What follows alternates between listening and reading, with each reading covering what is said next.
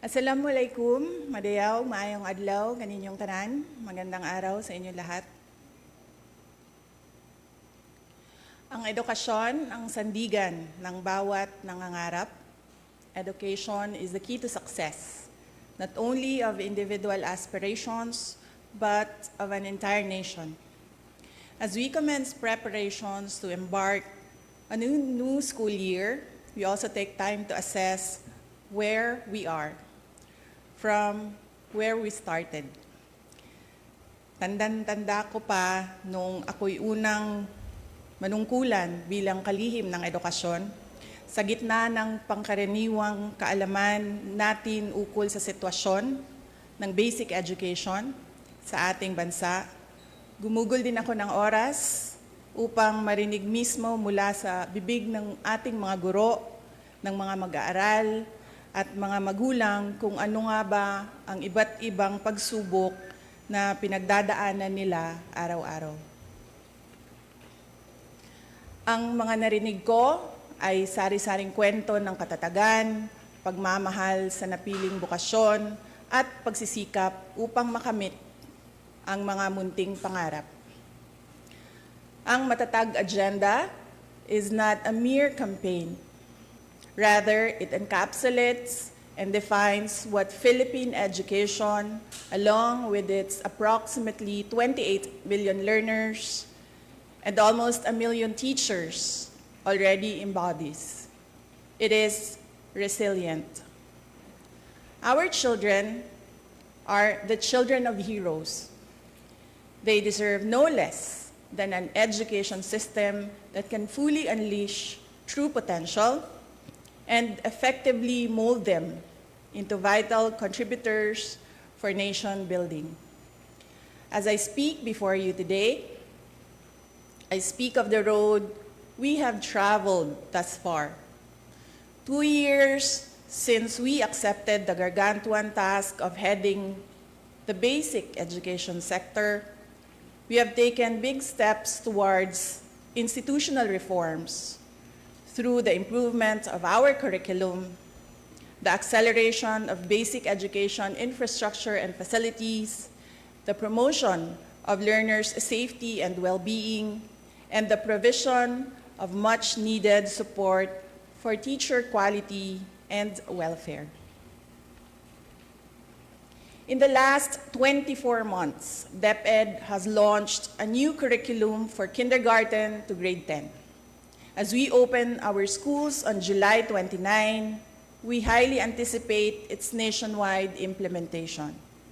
Our curriculum, however, is a mere scrap of paper without the necessary resources for its effective delivery.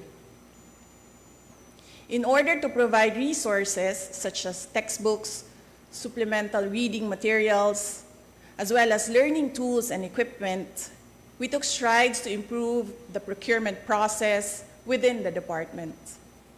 By the first half of the year, we are on track to complete our textbook procurement as well as the purchase of e-learning cards. The fact of fiscal restrictions and inadequate resources is known to all. Therefore, DepEd has had to innovate in the provision of basic education facilities.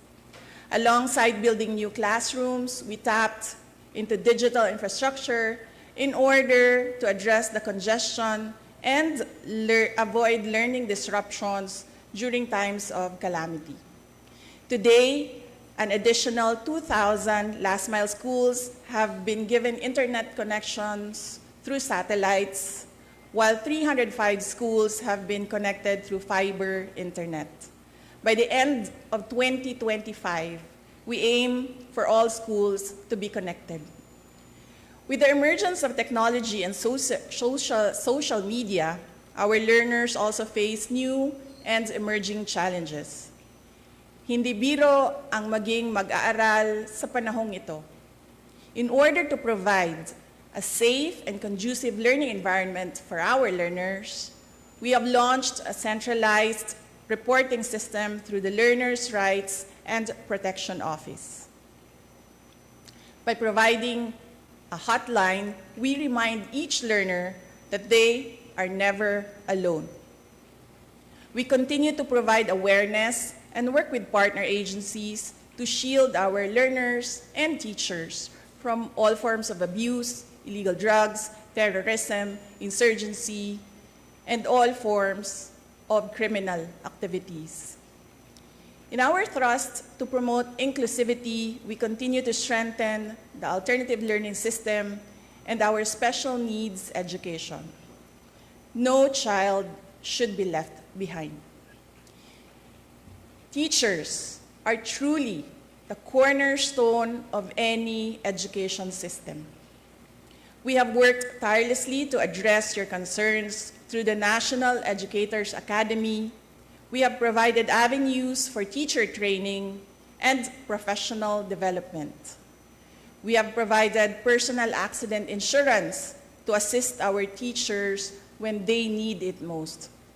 We have removed all administrative tasks to unburden our teachers, to bring them back to the classroom, and to allow them to focus on teaching. We have also given our teachers their much-needed rest, a 30-day, no mandatory or voluntary tasks break, which they are currently enjoying as we speak. I did not do this alone, nor do I claim to have done so. I would like to take this moment to express my profound gratitude to those who took part in this journey. To our partner agencies in the national government, thank you for your commitment towards a whole-of-government approach for basic education. To our local government units, thank you for keeping education and the youth as priority projects year in and year out. To our private sector partners, whether foreign or domestic, thank you for your resolve as education champions. To my DepEd family, Execom, Mancom, Central, Regional, Division, and school officials, teachers, and non-teaching personnel, thank you for your unwavering support, hard work, and dedication to serve the Filipino people. Mabuhay kayo.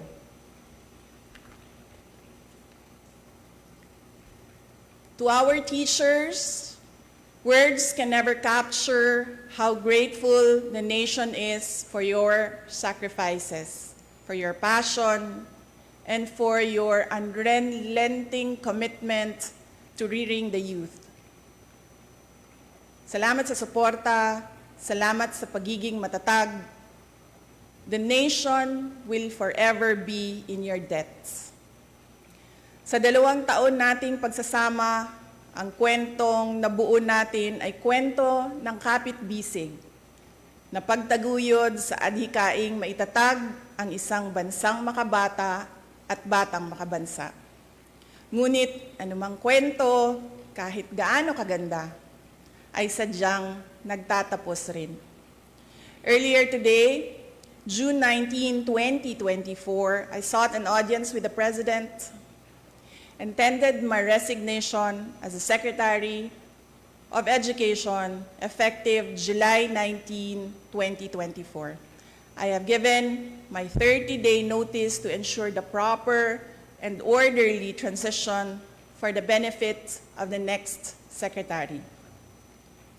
Mga kababayan, ang aking pagbibitiw ay hindi lulan ng kahinaan, kundi dala ng tunay na malasakit para sa ating mga guro at kabataang Pilipino.